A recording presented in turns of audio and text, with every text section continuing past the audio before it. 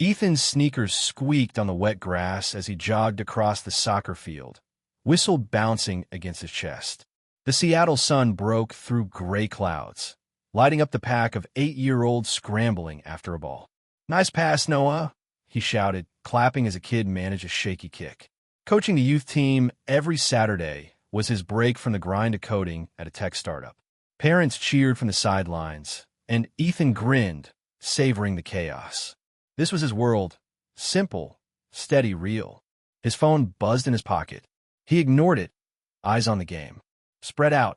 Ava, you got this," he called, motioning to a quiet girl near the goal. The whistle blew for halftime, and Ethan passed out water bottles, high-fiving kids as they babbled about their moves. His phone vibrated again, more insistent. He figured it was Mia, his wife, texting about dinner. They had a ritual. Every Saturday after practice, he'd hit the grocery store, and they'd cook together, maybe crack open some wine. It was the kind of routine that kept him grounded. He pulled out his phone, but the message wasn't from Mia. It came from an unknown number. "Your wife and best friend are too close. They're at your house now." Ethan's thumb hovered over the screen. He reread the words, each one hitting like a quick jab. Mia and Caleb? His best friend since college, the guy who'd crashed on his couch during tough times, who'd stood by him at his wedding. No chance. It was probably a prank. Some kid with a burner app screwing with strangers. He shoved the phone back in his pocket, forcing a chuckle. "Stupid," he muttered, but a knot tightened in his gut. The game resumed, but Ethan's focus slipped. He kept seeing the text in his mind, its blunt accusation gnawing at him. Mia had been stressed lately, working long hours at her marketing job, but she was always home by evening, ready to unwind with him. Caleb, though, he'd been around more often, dropping by to borrow tools or chat about work. Ethan hadn't thought twice about it. Why would he? Caleb was like family. "Coach, you okay?" a parent asked, snapping him out of it.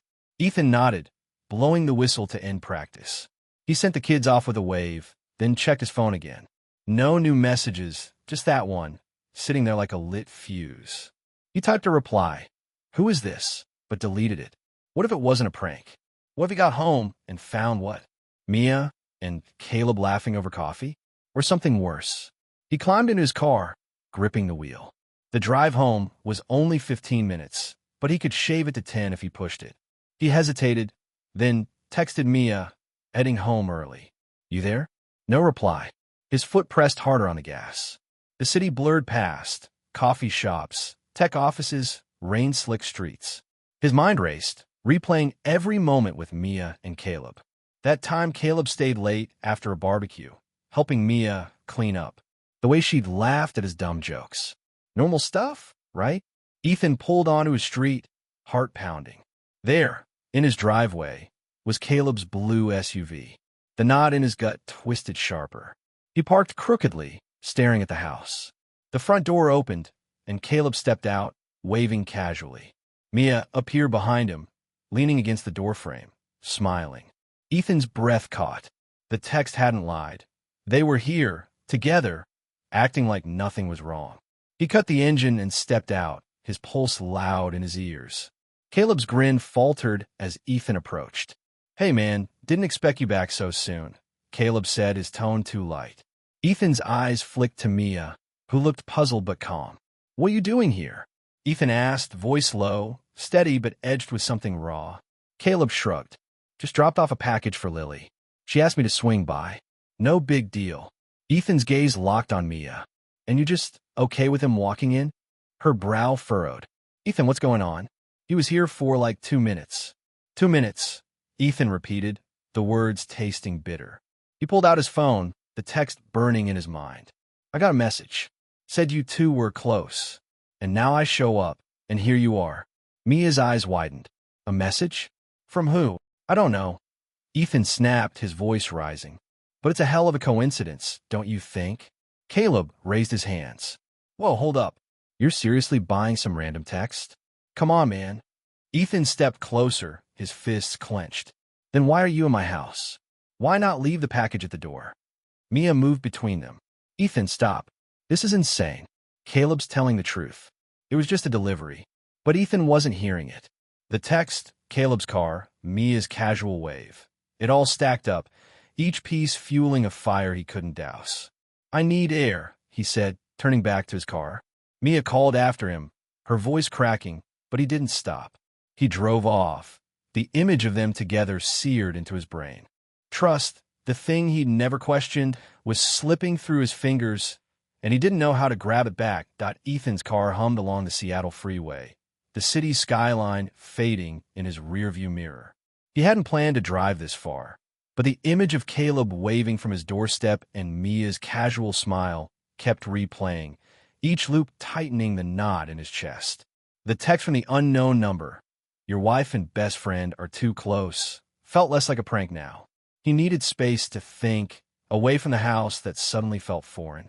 He pulled into a budget hotel lot, the neon sign flickering above. A room for the night would have to do. He checked in, dropped his keys on the nightstand, and sat on the stiff bed, phone in hand. The screen showed no reply from Mia to his earlier text. He typed another, "Need to clear my head. I'll call tomorrow." He hit send, then powered off the phone, afraid of what her response, or lack of one, might do to him. Sleep didn't come. Instead, he paced, replaying the confrontation. Caleb's breezy excuse about the package for Lily. Mia's confusion, her quick defense. It all seemed rehearsed, too convenient. By morning, Ethan's eyes burned from staring at the ceiling.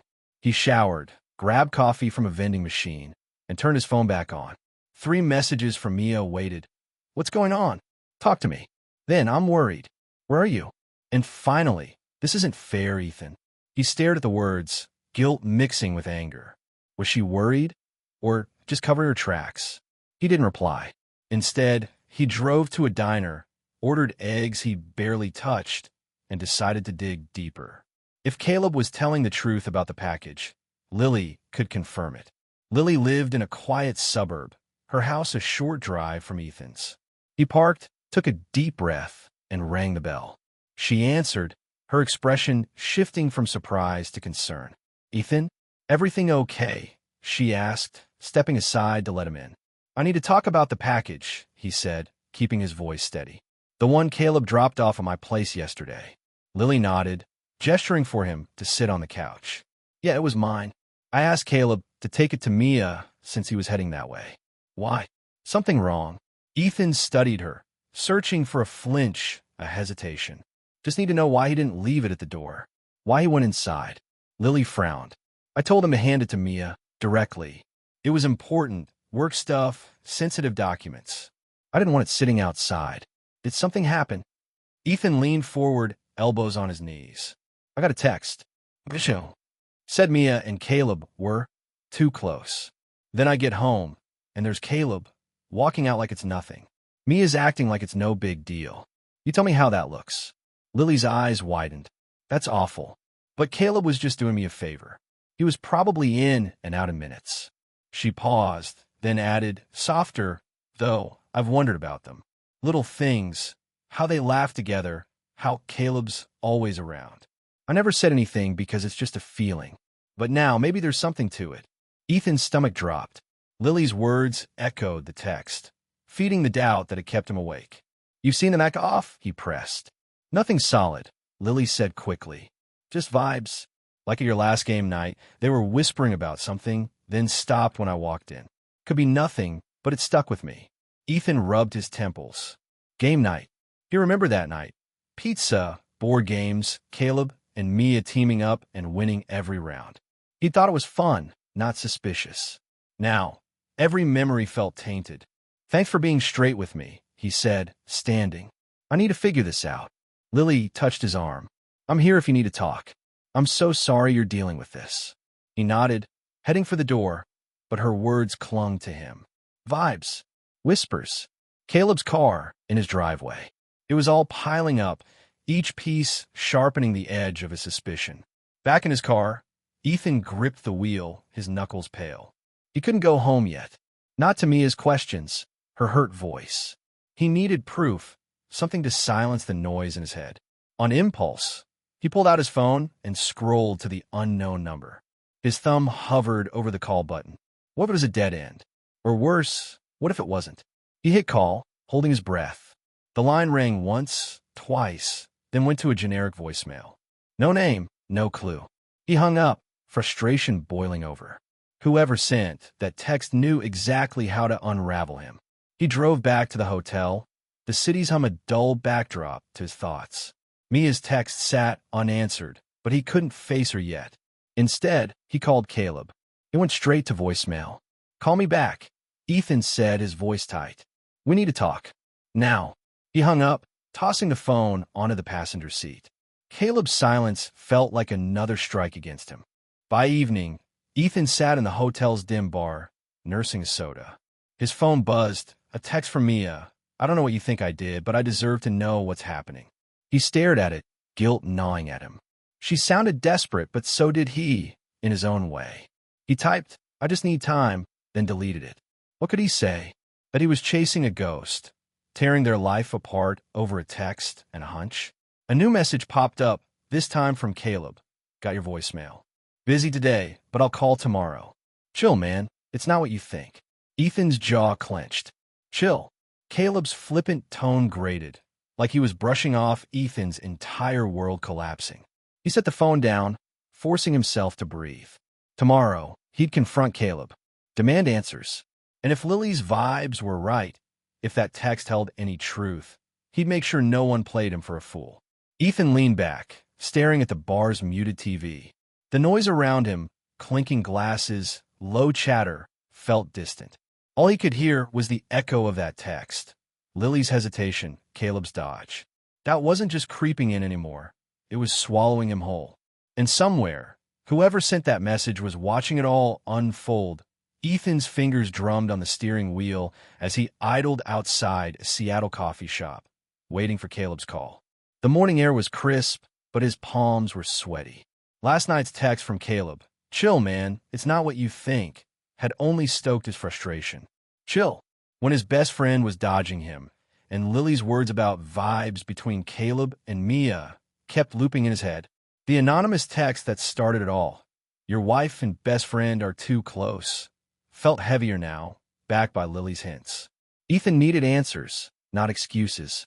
His phone buzzed. Caleb. Finally, Ethan muttered, answering. Where are you? We need to talk. Busy morning, man, Caleb said, his voice too casual. Can we meet later? Say noon at Rusty's Cafe. Ethan's grip tightened. No games, Caleb. I'm there now. Get here. A pause. All right, give me 20 minutes. The line went dead. Ethan stepped into the cafe, the hum of espresso machines and chatter filling the space. He grabbed a corner table, eyes on the door. His phone showed 2 new texts from Mia. Please come home. We can fix this. And I don't know why you're shutting me out. He stared at them, guilt clawing at him. Mia's desperation was real, but so was the image of Caleb leaving their house, waving like nothing was wrong. Ethan couldn't face her until he knew the truth. Caleb walked in, scanning the room. He slid into the seat across from Ethan, hands raised like he was surrendering. Look, I don't know what's got you so worked up, but let's clear this up. Ethan leaned forward, voice low. You were my house. With Mia, I get a text saying you're too close, and then I see you strolling out like it's your place. Explain that. Caleb's jaw tightened. I told you I dropped off a package for Lily. That's it. You're buying some random text over me? We've been friends for 15 years. Then why go inside? Ethan snapped. Why not leave it at the door? Because Lily said it was important. Sensitive stuff. I handed it to Mia, said hi, and left. 2 minutes tops. Caleb leaned back, crossing his arms. You're acting like I'm sneaking around. That's not me, and you know it. Ethan's eyes narrowed. Lily said she's noticed things. You and Mia. Laughing too much, whispering. She thinks something's off. Caleb's face hardened. Lily said that? She's stirring this up? Man, she's got no business throwing shade. I've never crossed a line with Mia. Ever. Ethan's pulse raced. Caleb's denial sounded solid, but Lily's words had planted a seed that wouldn't stop growing. Then why's she saying it? Why some stranger texting me? Too many coincidences, Caleb. Caleb leaned in, voice dropping. Maybe someone's messing with you. Think about it. Who benefits from you losing it like this? Ethan froze. The question hit like a switch flipping on. Who would want to tear his life apart? He pushed the thought aside, too raw to chase yet. If you're clean, prove it. Tell me exactly what you and Mia talked about. Caleb sighed. We didn't talk. I gave her the package. She said thanks, I left. That's the whole story. You want more? Ask Mia. Or better yet, ask Lily why she's feeding you this crap. Ethan's phone vibrated. A call from an unknown number. His heart skipped. The same number as the text. He showed the screen to Caleb. This is them. Right now. Answer it, Caleb urged, eyes sharp. Ethan hit accept, put it on speaker. The line crackled, then silence. Who is this? Ethan demanded. No response. He tried again, louder. Say something. The call dropped. Caleb shook his head. That's not random. Someone's playing you, Ethan. Ethan's mind raced. The call, Lily's suspicions, Caleb's pushback. It was all colliding. He stood, needing to move. I'm going to Lily's. I need to know what she's holding back. Caleb grabbed his arm. Wait. Don't go off half-cocked. If she's involved, you need a plan. Ethan pulled free. I'm done waiting. Stay out of it. He stormed out, the cafe's noise fading behind him. The drive to Lily's was a blur, his thoughts a tangle of anger and doubt. Lily's house loomed ahead, quiet in the midday sun. He rang the bell, his pulse loud in his ears. Lily opened the door, startled. Ethan? You didn't call. No time, he said, stepping inside. We need to talk. Now. She nodded, leading him to the living room. What's happened? Ethan didn't sit. You said you've seen things with Mia and Caleb. Whispers, vibes. I need details, not hints. Lily hesitated, twisting her hands. I didn't want to upset you more. It's just small stuff. Like how Caleb always offers to help Mia with things. Or how they seem to have inside jokes. I could be wrong. Ethan's frustration boiled. You're not sure, but you told me anyway? Why? Because you deserve to know if something's off, she said, voice soft. I care about you. The words landed oddly, too personal. Ethan's eyes flicked to her phone on the coffee table. On impulse, he grabbed his own and dialed the unknown number again. A faint ringtone chirped from a drawer across the room. Ethan's blood ran cold. He crossed to it, yanking it open. Inside, a cheap phone vibrated, its screen lighting up with his call. Lily froze. Ethan, wait. He held up the phone, his voice shaking. You sent the text. Her shoulders slumped, and for a moment, she said nothing. Then, quietly, yes. I did. Ethan's world tilted. Why? Why would you do this? Lily's voice cracked. Because I've loved you since college, Ethan. I watched you choose Mia, build a life with her, and it killed me. I knew you'd never see it unless I showed you. Showed me what? He shouted. A lie? You made it all up. She stepped closer, desperate. I thought if you doubted her, you'd see what's right in front of you. Me. I'd never hurt you like that. Ethan backed away, the phone still in his hand. You didn't just hurt me. You broke everything. Mia, Caleb, my life, you torched it all. Lily reached for him, but he turned for the door. Don't call me. Don't come near me. He walked out, her pleas fading behind him. In the car, he sat, hands trembling. Lily's confession was a blade, cutting through the fog of doubt. Mia was innocent. Caleb was innocent. And he'd let a lie drive him to the edge of losing them both. Ethan's car sat parked across from his Seattle home, the engine off, the silence loud.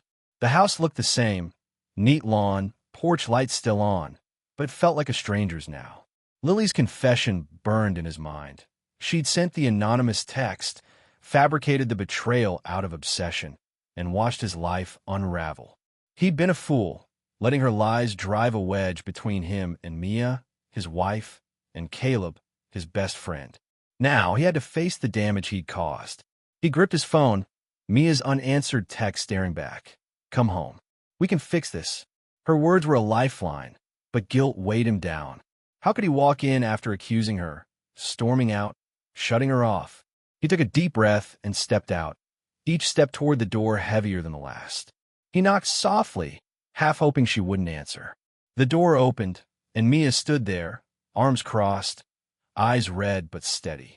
Ethan, she said, voice flat, you finally showed up. I found out the truth, he blurted, stepping inside. The text, it was Lily.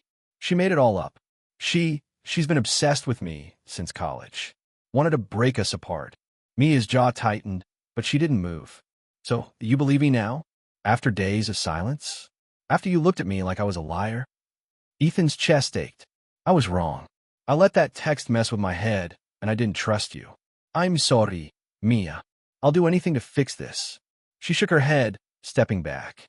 It's not that simple. You didn't just doubt me, you left. You chose a stranger's word over mine. Do you know how that feels?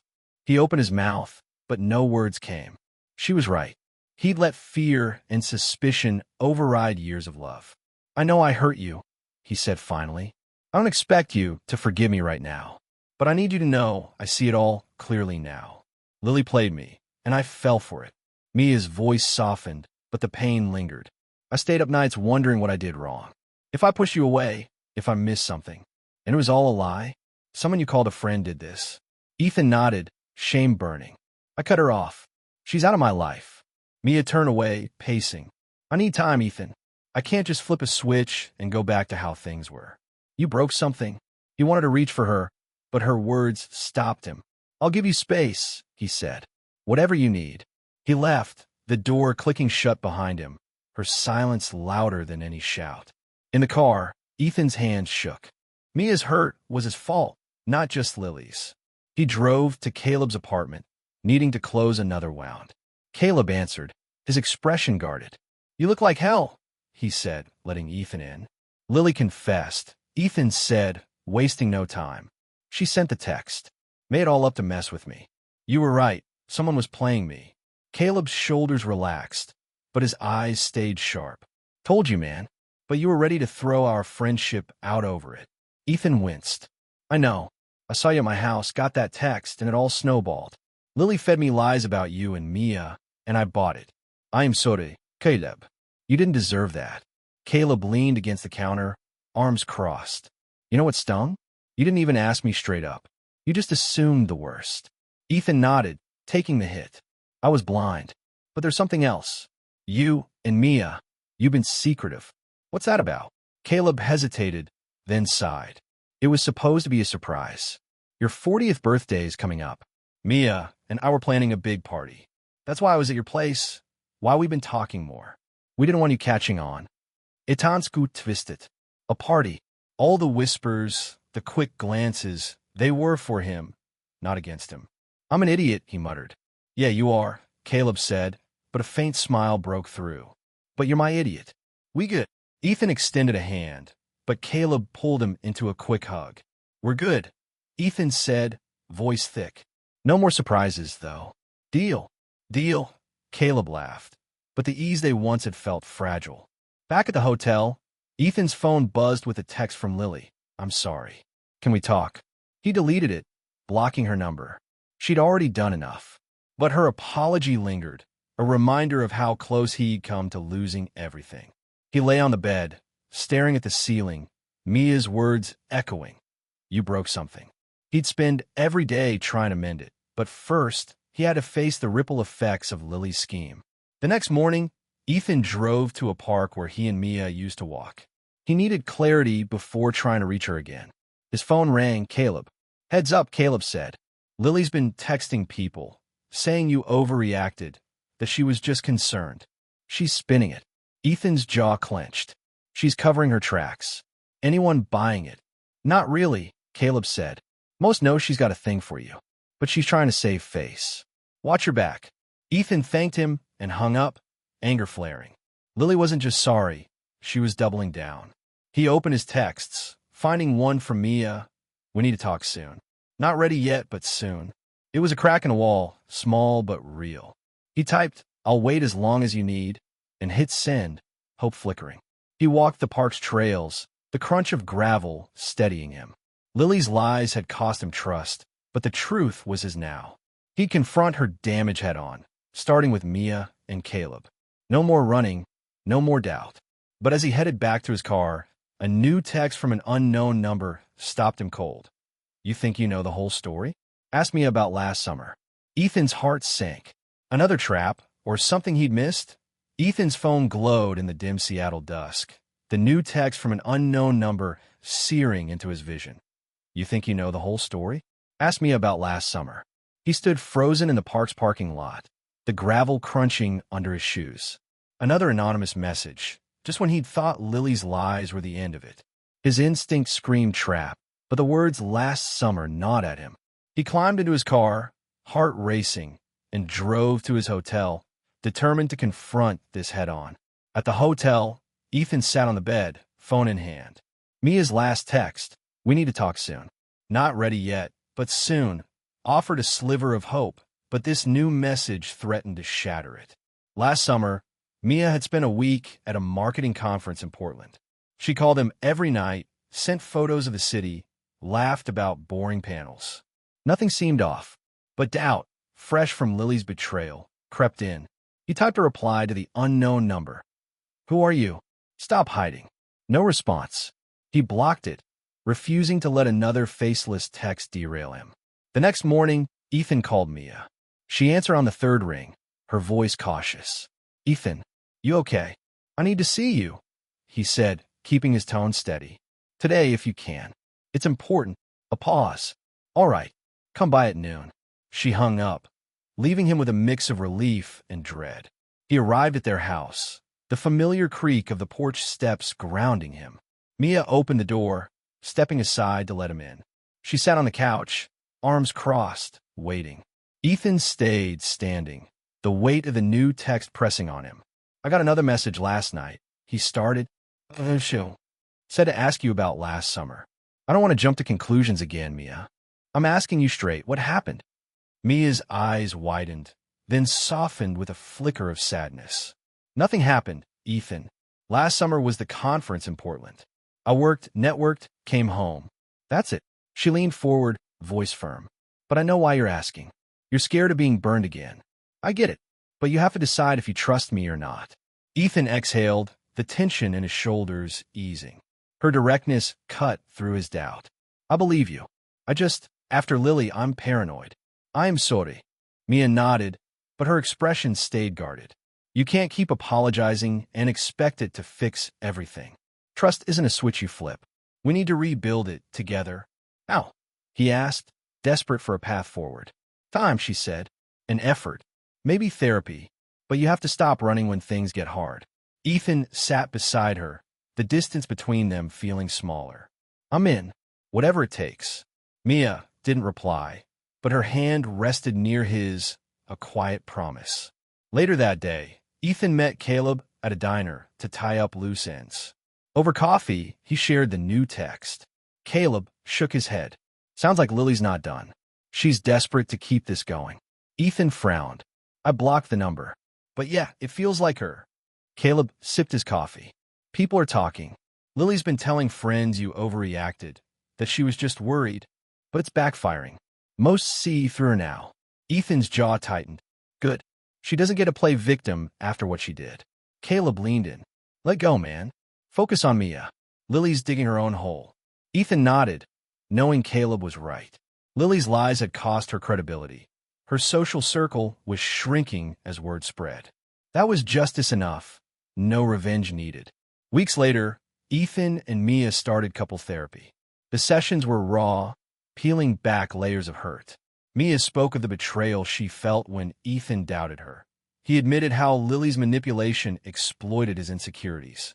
Slowly, they rebuilt, learning to communicate without fear. Ethan moved back home, the house feeling like theirs again. One evening, they hosted a small dinner with Caleb and a few friends. Laughter filled the kitchen as they cooked, the clink of glasses a quiet celebration of survival. Caleb raised a toast. "To second chances," he said, grinning at Ethan. Mia squeezed Ethan's hand under the table, her smile soft but real. After the guests left, Ethan and Mia cleaned up, the rhythm of their teamwork familiar. She paused, drying a plate. "I'm glad you're here," she said, voice low. "Me too," he replied, pulling her close. They stood there, the weight of the past lighter, not gone but bearable. The next day, Ethan scrolled through his phone and found an email from a mutual friend. Lily's moved out of town. Said she needed a fresh start. He showed Mia, who read it and shrugged. "She made her choice," Mia said. "Let's make ours." Ethan deleted the email, feeling a final release. Lily's consequences, her isolation, her relocation, were hers to carry. He and Mia had their own path now, built on truth, not doubt. As weeks turned to months, Ethan reflected on the ordeal. The anonymous texts, Lily's obsession, his own missteps, they'd nearly destroyed everything. But they'd also taught him, trust is fragile, but honesty can mend it. He shared this with Mia one night, lying in bed. I almost lost you because I didn't ask questions sooner, he said. Never again. She nodded, her hand on his. We're stronger now. That's what matters. The story closed with Ethan coaching his soccer team again, the kids' cheers echoing across the field. He glanced at the sidelines, where Mia waved, her presence a reminder of what he'd fought for. A final message to the audience urged open communication in relationships, warning against the cost of unchecked doubt.